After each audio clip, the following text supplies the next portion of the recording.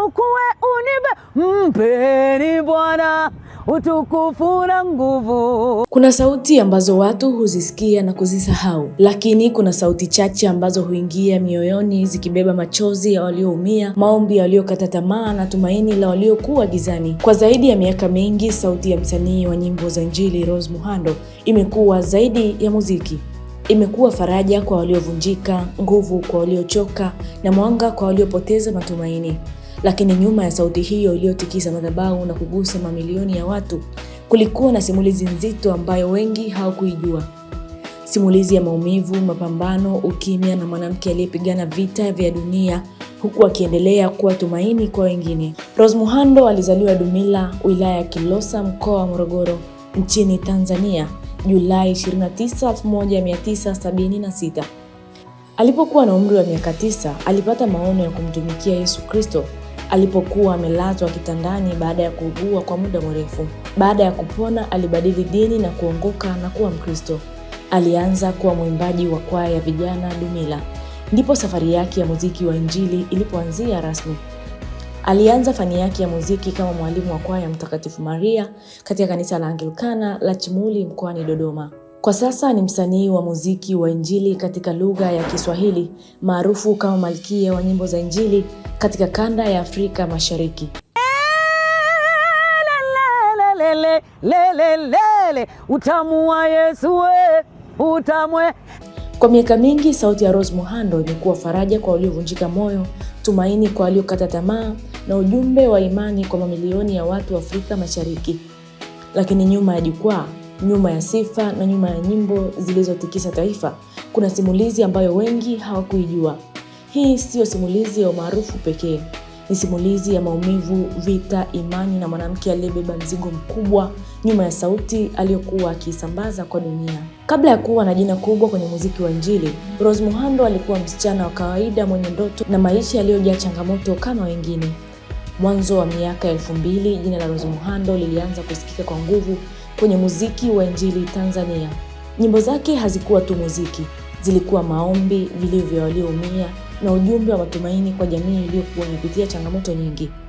Nyimbo kama Ni Bebe, Amina, Utamu wa Yesu, Yesu Nakupenda zilianza kugusa maelfu ya watu ndani na nje ya Tanzania.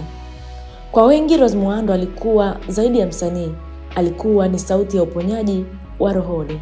Kadri umaarufu wake ulivyoongezeka, ndivyo na maisha yalivyoanza kubadilika. Umaarufu huja na upendo mkubwa kutoka kwa mashabiki, lakini pia huja na pressure, matarajio na wakati mwingine upweke. Kwa msanii wa nyimbo za Injili, mara nyingi watu hutegemea kuwa mkamilifu. Watu huona madhabahuni lakini hawajui machozi nyuma ya pazia. Katika safari yake, Rose Muhando alikumbana na vipindi vya ukosoaji, mijadala ya mitandaoni na changamoto zilizowahi kuibua maswali kutoka kwa mashabiki wake. Lakini pamoja na yote, aliendelea kusimama kwenye huduma ya muziki. Kwa miaka hivi karibuni, kulikuwa na kipindi ambacho mashabiki wengi walianza kuhoji ukimya wa Rose Muhando. Mara kwa mara, video na taarifa mbalimbali zilianza kusambaa mitandaoni zikionyesha hali yake ya kiafya ikiwa si ya kawaida.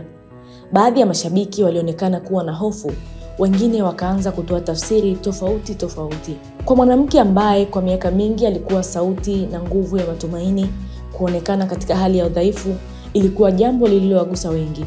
Taarifa mbalimbali zilieleza kuwa alipata changamoto za kiafya zilizohitaji matibabu na uangalizi wa karibu, huku baadhi ya ripoti zikieleza kuwa aliwahi kupatiwa matibabu nchini Kenya.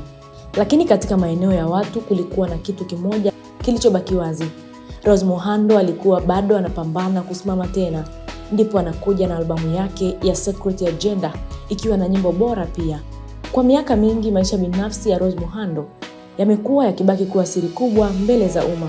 Maswali kuhusu ndoa, mahusiano na familia yake yamekuwa yakiibuka mara kwa mara kwenye vyombo vya habari na mitandao ya kijamii. Lakini tofauti na watu wengine maarufu, Rose Muhando mara nyingi alichagua kuyaweka maisha yake binafsi mbali na macho ya dunia au mbali na mitandao ya kijamii. Leo hii mchango wa Rose Muhando kwenye muziki wa Injili Tanzania hauwezi kupuuzwa. Alifungua njia kwa kizazi kipya cha wasanii wa gospel. Alichanganya huduma, hisia na nguvu ya sauti kwa namna iliyogusa wengi. Na hata baada ya miaka mingi, nyimbo zake bado zinaimbwa makanisani, kwenye mikusanyiko na kwenye maisha ya watu wanaotafuta tumaini. Wengi waliisikia sauti yake, lakini si wote waliojua safari yake. Nyuma ya nyimbo kulikuwa na maumivu, nyuma ya tabasamu kulikuwa na mapambano, na nyuma ya umaarufu kulikuwa na mwanamke aliyepambana kubaki imara. Mnamo mwaka 2005, Rose Muhando alichukua tuzo ya muziki kama mwimbaji bora wa kike na mwimbaji bora wa nyimbo za Injili. Katika mwaka 2009, alichukua pia tuzo ya mwimbaji bora wa nyimbo za Injili Tanzania, huku akizawadiwa $200,000 na shirika la utangazaji TBC. Mnamo 2008 alichukua tuzo ya msanii bora wa kike wa Injili barani Afrika zilizoandaliwa Kenya. Huyu ndiye Rose Muhando, malkia wa nyimbo za Injili Tanzania. Makala hii imesomwa kwako na Holiness Mbise, na hii ni Gospel Magazine kutoka MDTV.